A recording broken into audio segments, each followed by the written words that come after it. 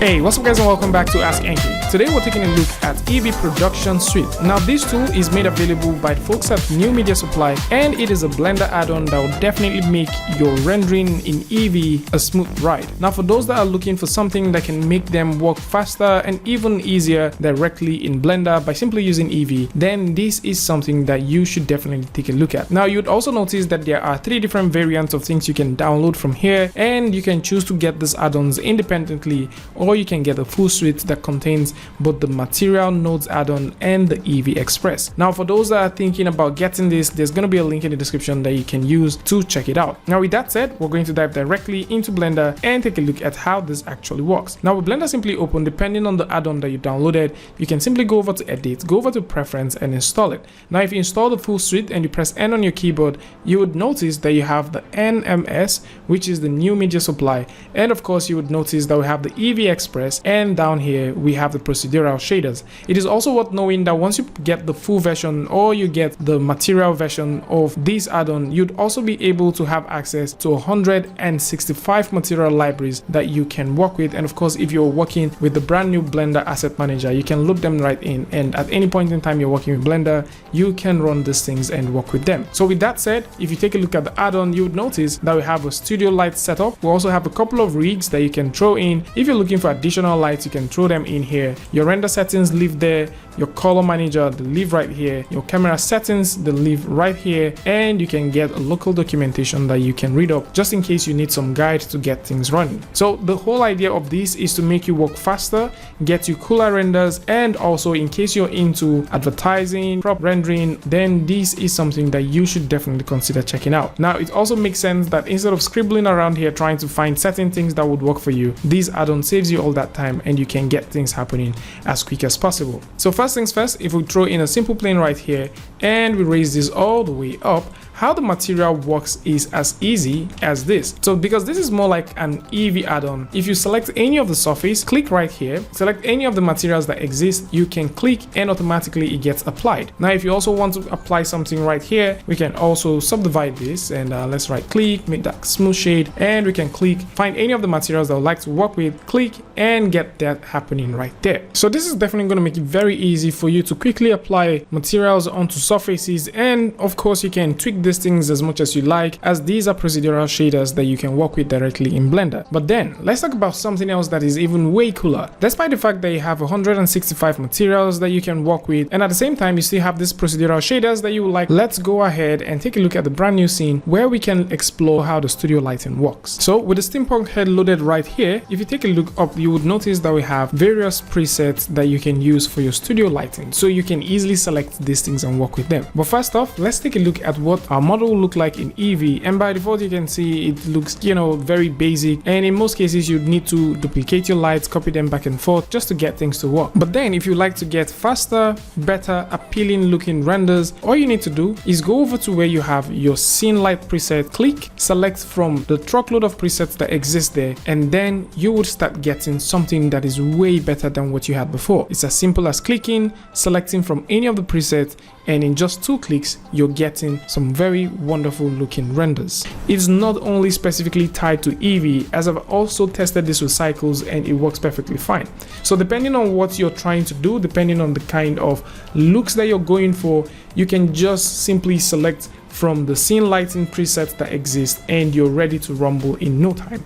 If you're also looking for wonderful backdrops, there's a set of wonderful backdrops that you can pick from, and you can select these things and you can throw them directly in your scene. Now at the same time, it is worth knowing that depending on the lighting setup that you're using, there are certain type of controls that will pop up and you can work with them. So in this case, you would also notice that we have like the 3-point lighting, we also have like the spotlight rig setup that are right here. So in case you're working with any of this, it's also worth mentioning that you should also consider these things, as these would definitely help you tweak your lighting setup as much as you want and get the most out of it. So let's say we go back and use something as cool as the Fog 02. So if we load up the Fog 02, I want you guys to also see that because we've thrown in a fog, automatically we have the volumetrics casting right here, and if we go all the way down, you would notice that we see the smoke control. So within the smoke control, you can make some changes, tweak these things to your liking, and if you like to also tweak like the strip light, you want to tweak the spotlight, which by the way, you can throw in a brand new spotlight if you want. Okay, so if you want a brand new spotlight, you can throw that in. If you would like to control this, you can also control them from here. So we have a whole lot of presets and also properties for light. Now let's talk about cameras. Of course, you can also proceed to work with the camera. So right now, if we press 0 on the keyboard, you'll notice that we have our camera looking right here at 1.4, and you can see that. And of course, if I would like to also get this to be a bit smaller, so let's say at 0.5, you might probably start noticing a lot of blur. So actually, let's drop this down to 0.1. So you notice we have a lot of blur, and we can use this to refocus,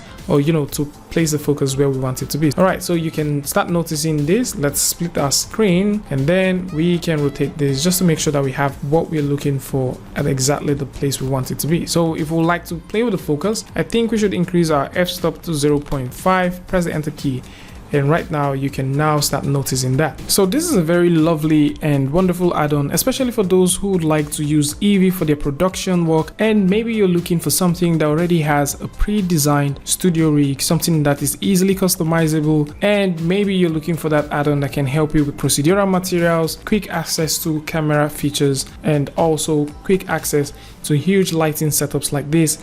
This is something that you should consider checking out. Meanwhile, before we go, there is also a very cool tiny update, or cool tiny feature that also exists here that I think you guys need to see. So right here where we have the spot rig light control, you can use this to change or to control how the lights right here looks like. So let's go ahead and turn on all the lights. So these are all the lights responsible for this particular studio rig. So if you go all the way here, you can select any of this, and some of the studio rigs does have props. So if I select this now, you'll notice that there is a huge set of props that we can work with, and all of this you can select them, you can move them around depending on what you're working with or what you would like to achieve. You can also click right here and you can find any of them. Like you can also select this, and you also know that we have this here, so you can also select it and work with them. So what we're talking about is all of these are the rigs that actually mix it up, and you can play with the spot rigs as much as you want. So in this case, if you go all the way down here, you would notice we have this set to south,